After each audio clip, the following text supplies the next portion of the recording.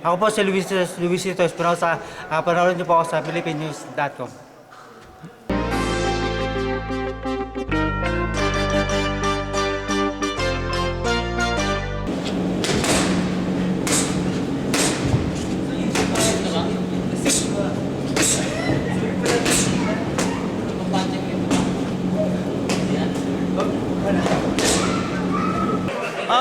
Kumbaga nagkaroon din tayo ng, sabihin na natin na nagkaroon tayo ng utang na loob kay Lewy dahil siyempre nabigyan din tayo ng break doon sa kanya nung lumaban sa kay Carlos Rios. So naging undercard din tayo doon. So kumbaga, ibinabalik lang din natin sa kanya yung mga nakaraan. Saka sa former world champion, so you know, kailangan din natin siyang ibangon yung pangalan niya kasi nagkataon na ipong napunta siya sa hindi magandang management. Kumbaga nagkakamali din. Pero kumbaga bigyan natin ng pagkakataon ulit kasi pwede siya maging trainer, pwede siyang humawak ng mga ibang boksingero na mga Filipino boxers, lalo na naka-base na siya dito. So kailangan natin tulungan si Luisito at saka ibangon yung pangalan niya ulit. You know? Kasi hindi basta-basta yung ginawa niyang pangalan sa bansa natin eh.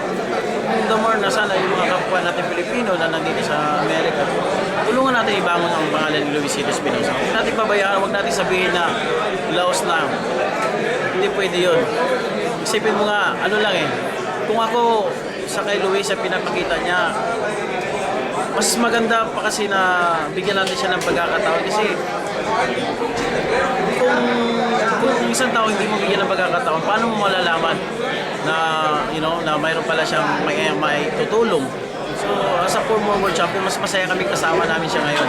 Saka yun nga sinasabi nga, nausapan nga namin ni Manny na tulungan natin ibangon natin yung pangalan ni Luisito Espinosa. Balik natin ulit siya sa last ng ring na not to be a fighter, to be a good Filipino trainer na titingalain uli, no?